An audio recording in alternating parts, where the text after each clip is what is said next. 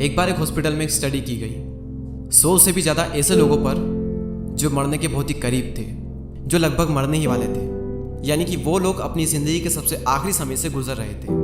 तो जब उनसे पूछा गया कि तुम्हें तुम्हारी ज़िंदगी में सबसे बड़ा पछतावा किस चीज़ का है, तो उनमें से जो कॉमन आंसर निकल करके आया वो ये था कि ज़िंदगी में उन्हें उन कामों का पछतावा नहीं है जो उन्होंने किए, बल्कि ज़िंदगी में उन्हें सबसे बड़ा पछतावा उन कामों का है जो उन्होंने नहीं किए।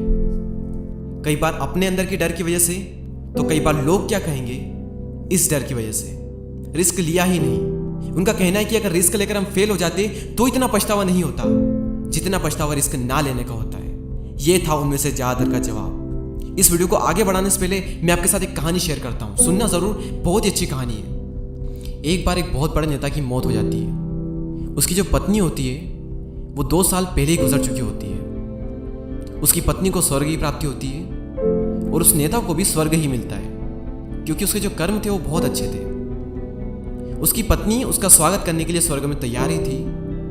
तभी उस नेता ने कहा कि अभी रुको जरा, पहले मुझे अपनी अर्थी के साथ राजघाट तक आने दो।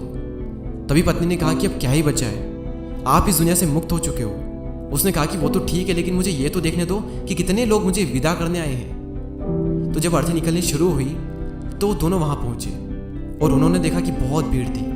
न्यूज़पेपर में, अखबार में खबर छपी थी, कई सारे कैमरामैन वहां पर थे, टीवी में भी न्यूज़ थी, फूल सजाए गए, आगे पीछे तोपें थी, सैनिक चल रहे थे, मिलिट्री के ट्रक पर अर्थी निकल रही थी। और ये सब देखकर वो नेता गदगद उठा। उसकी पत्नी ने पूछा कि इतना खुश क्यों हो रहे हो, तुम्हारी अर्थी निकल रही है, बारात नहीं। तो इस बात का उस नेता ने जो जवाब दिया, ध्यान से सुनना आप। वो बोला कि अगर मुझे पहले पता होता ना कि मेरे मरने पर इतनी भीड़ आएगी तो मैं कब का मर चुका होता। इंसान जीता ही तो इसलिए है कि उसके मरने पर इतनी भीड़ आ सके।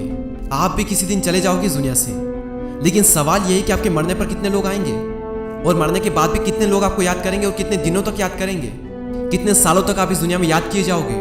दुनिया में करोड़ों लोग जन्म लेते हैं और करोड़ों मर जाते हैं, कोई याद नहीं करता उन्हें। और क्यों करें, याद रखने लायक कुछ करेंगे तो याद करेंगे ना। क्या फायदा अगर ऐसी जिंदगी जी भी लिए तो जिसमें आपके मरने पर सिर्फ मुश्किल से 100-200 लोग आए और कुछ टाइम बाद वो लोग भी आपको भूल जाए।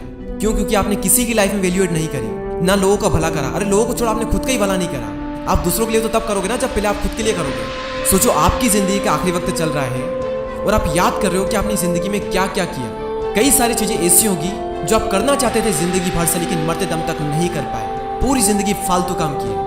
कई सारी ऐसी चीजें थी जो करना चाहते थे, लेकिन कर लेंगे में ही जिंदगी गुजर गई। लोग सोचते रह जाते कि मैं ये कर लूंगा तो मैं खुश हो जाऊंगा, ये हो जाएगा तो मैं खुश हो जाऊंगा, बस ये और हो जाए तो मैं जिंदगी खुल करके जीऊंगा, ये हो जाए वो हो जाए, और ये करते करते मरने का वक्त आ चुका है। अब क्या कहोगे कि मरने के बाद खुश रहूंगा? कहीं आपको भी अपने आखिरी वक्त में ऐसा ना कहना पड़े कि काश मुझे थोड़ा टाइम और मिल जाए तो मैं ये कर लूं।